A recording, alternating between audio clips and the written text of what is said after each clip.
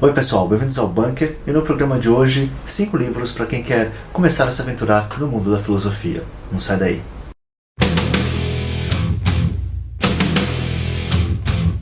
E a ideia desse programa surgiu porque um dos hábitos que eu tenho de leitura é reler livros que eu já li. Muito mais importante para mim do que ler um livro novo é às vezes reler um livro antigo que eu já tenha lido para justamente reforçar conceitos, relembrar ideias, ter insights diferentes. Eu acho que é uma das coisas mais ricas que você pode fazer na vida é reler um livro.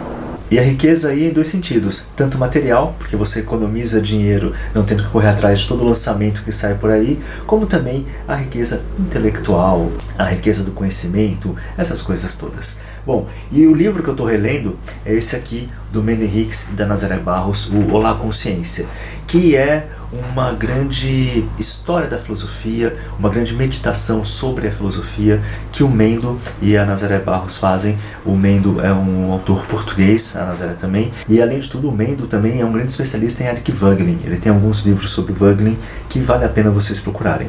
E o que o Mendo e a Nazaré Barros fazem nesse livro é apresentar a filosofia de uma forma simples, mas não simplista, de uma forma que você consiga aos poucos ir aprendendo conceitos, aprendendo as escolas, aprendendo os principais filósofos que compõem aquilo que entendemos como a história da filosofia ou mesmo o fazer filosófico, e isso de uma forma muito didática, mas novamente também não é um didatismo apenas, é uma didática que faz você pensar e se envolver com os problemas da filosofia. E isso ele faz de uma forma muito interessante, porque ele vai sempre apresentar problemas reais, situações reais que acontecem com qualquer um de nós e mostrar como esses problemas são abordados pela filosofia ou de como podemos refletir filosoficamente sobre essas situações, sobre esses problemas.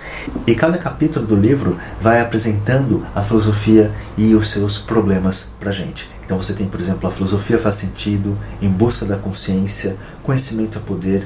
Tem um capítulo muito bom aqui que chama Completamente em Rede, que fala como a filosofia persiste e resiste nesse mundo digital que nos consome o tempo inteiro, ternura pelas coisas. E tem 2 capítulos desse livro que eu sempre consulto, porque são temas que são recorrentes aqui do Bunker. Vocês sabem que eu tenho um interesse muito especial, que é sobre a liberdade e a arte. Um capítulo é O Querer é Poder, que fala sobre a tragédia grega, sobre a questão da liberdade, como falei. E o outro é o Guardadores de Símbolos, que fala sobre a arte, sobre a beleza, sobre essas coisas todas da estética. E como se não bastasse toda a meditação sobre a filosofia, os autores fazem uma coisa muito interessante na parte final aqui do livro, que é indicar para a gente assuntos e os livros que se relacionam a esses assuntos, e os livros filosóficos que se relacionam a esses assuntos. Então você vai ter lá Iniciação à Filosofia, Conhecimento, Ciência, Lógica e Senso Comum, O Ser Humano, Valores, Ética, Estética e Religião, Poder, Sociedade e História. Esses 5 grandes temas. E aí eles vão falar pra gente quais são os autores e os livros de filosofia que nos ajudam a compreender esses temas. Eu não vou falar pra vocês aqui não, vou mostrar aqui pra vocês rapidinho, se vocês quiserem dar uma pausa, mas peguem o livro pra ler, né, por favor. E o que mais que eu ia comentar sobre o livro? Vou ler aqui um trecho que eu gosto muito desse livro, da introdução, que pra mim é muito o que significa a filosofia, ou que significa pelo menos essa predisposição à filosofia. Eu não sou filósofo, eu não tenho o treinamento adequado para ser um filósofo nem nada, nem a formação adequada, mas eu acho que pelo menos essa predisposição à filosofia, eu acho que está muito concentrada nessa fala aqui, nesse trecho que eu vou falar para vocês. A filosofia é de todos os que ousam pensar por si próprios. Por isso, quem entra na filosofia corre o risco de se tornar um dissidente. Dissidente na sua própria terra, dissidente do poder instituído, da opinião comumente aceita, dos êxitos mundanos, do mundo dos negócios, do prestígio social. Dissidente da vida vulgar, do senso comum, da moda, das banalidades e das brutalidades da vida cotidiana. Dissidente do pensamento único, de tudo o que é aceito passivamente, da norma, do politicamente correto, do instituído, do consensual, do tradicional. Dissidente do poder e do esnobismo das criaturas de sucesso, que procuram as luzes da ribalta para expor suas vaidades. Dissidente da passividade da mídia, do comodismo fácil das opiniões aceitas, da normalidade superficial dos dias, das vozes cômodas, pacíficas e conformistas. E um outro livro de filosofia que eu recomendo muito e que eu sempre releio, na verdade, que sempre está à mão toda vez que eu vou pensar a filosofia ou indicar para algumas pessoas quais livros começar a ler e tudo, é esse aqui do Joseph Pieper, chamado O que é Filosofar. É um livro que é pequeno, ele é desse tamanho assim, ó, pouquíssimas páginas tem, deixa eu ver aqui quantas páginas tem. Ele tem 70 páginas, só que assim, é de uma densidade e de uma profundidade filosófica imensas.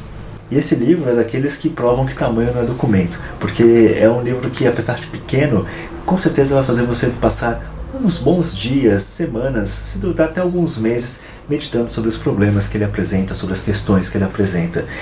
E o que eu gosto muito desse livro aqui do Pieper é que, assim como o La Consciência, são livros próximos nesse aspecto, ele parte da nossa realidade, da nossa concretude para meditar sobre a filosofia e mostrar aí como a tradição, a teologia e a filosofia fazem parte da nossa realidade e muitas vezes a gente nem percebe isso. O início das coisas, o início do filosofar. Bom, obviamente então eu tenho que indicar para vocês pelo menos 1 ou 2 livros sobre a aurora da filosofia, que é justamente o título desse livro aqui, de John Burnett. É um dos principais livros que vocês devem consultar para entender de onde nasce a filosofia, como nasce a filosofia, quais são os principais autores chamados pré-socráticos. Um aspecto desse livro que eu gosto muito é que aqui o Burnett vai mostrar muito bem, ele vai separar muito bem pra gente aquilo que é do campo da mitologia e aquilo que é do campo da filosofia nesses autores. Porque isso é algo que às vezes a gente se confunde muito e que pode levar a interpretações bem erradas da própria ideia da filosofia, da ideia do que é o saber. Tanto que um dos principais capítulos do livro chama-se justamente Ciência e Religião. E essa edição ainda traz o seguinte, para aqueles que querem dar um passo além, de serem mais que apenas estudantes ou curiosos da filosofia, ela tem aqui os trechos que ele traz dos poetas antigos em grego, a sua transliteração e ainda a tradução em português. Então, para aqueles que querem estudar mais a sério a filosofia, também é um ótimo primeiro passo para isso. Aqui, ó, a aurora da filosofia. E eu realmente sou fascinado pelas origens da filosofia, pela vida daqueles primeiros homens que se propuseram a filosofar. E eu vou indicar para vocês então essa coleção aqui do Giovanni Reale, chamada História da Filosofia Grega e Romana, como um complemento ao livro do Burnett, porque, a meu ver, aqui é extremamente importante a leitura muito aprofundada desses primeiros filósofos, porque sem esses primeiros filósofos nós cá não estaríamos a discutir sobre o que é o filosofar, sobre as nossas relações com a realidade, com o mundo que não vemos, com as ideias. Então, para mim, é fundamental que se leia muito sobre esses autores. Assim, talvez seja muita influência do Albert Camus nas minhas leituras, mas eu realmente gosto demais desta filosofia mediterrânea. E só para dar uma ideia da profundidade que o Giovanni Reale dá à leitura e interpretação desses filósofos, vou dar uma lidinha aqui no sumário para vocês. O nascimento da filosofia na Grécia. As formas da vida espiritual grega que prepararam o nascimento da filosofia, os poemas homéricos, os deuses da religião pública e sua relação com a filosofia, natureza e problemas da filosofia antiga e os autores com que ele vai tratar. Tales, Anaximandro, Heráclito, Xenófanes, Parmênides e por aí vai. Então, isso aqui só no primeiro volumezinho da coleção. Então está aí, Giovanni Reale para vocês. Por favor, leiam, tenham essa coleção em casa e à mão. Como falei, não saiam de casa sem ela. E quando falamos de filosofia, falamos de ética, virtude e liberdade. E quando falamos disso, nós falamos de Aristóteles. Então, o último livro que eu vou indicar para vocês é esse aqui, do Henri Vett, O Homem Racional, uma interpretação moderna da ética aristotélica. E por que indicar especificamente este livro, que de certa forma é muito diferente dos outros livros que eu falei até agora, Os outros livros falam sobre o que é a filosofia, sobre as origens da filosofia, quais são os seus principais autores e assim vai. Mas já aqui, o que o Henri Vett faz é apresentar um autor para a gente, que é o Aristóteles, e mostrar como esse autor é importantíssimo para pensarmos sobre questões que são muito prementes hoje em dia, né? Especialmente porque nós vivemos um momento muito conturbado, política, social e culturalmente falando.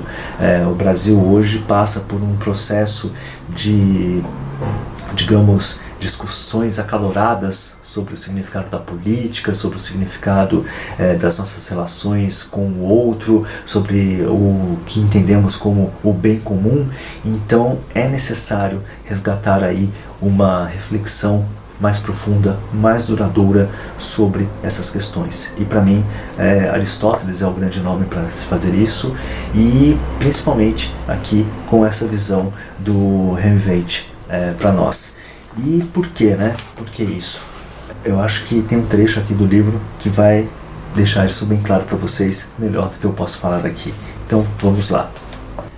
Na visão de Aristóteles, a vida examinada é o objetivo, ou fim, ou direção a que todo e qualquer ser humano é naturalmente orientado, independentemente de se ele o sabe ou não, e independentemente se ele o atinge ou não, no modo como uma bolota é organizada pela natureza para seu próprio desenvolvimento e perfeição completos como um carvalho adulto.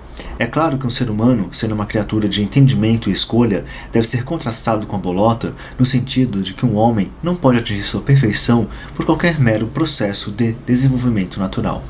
No entanto, seu fim só pode ser atingido por engenho e propósito. E mais ainda, o que se espera que essa arte de viver, que se chama ética, ensine a um homem, é nada mais, nada menos que como viver de um modo caracteristicamente humano. Isto é, sábia e inteligentemente, não sendo guiado por caprichos ou paixão, não por mera convenção social ou autoridade externa, mas pela luz da própria verdade, como esta ilumina seu entendimento e assim serve como um farol para iluminar o caminho em cada decisão sua. Pois é, pessoal, o bunker hoje foi isso aí, essas 5 indicações. Eu espero que vocês tenham gostado, eu espero que vocês leiam esses livros e sigam aí a boa jornada. Um abraço e até a próxima.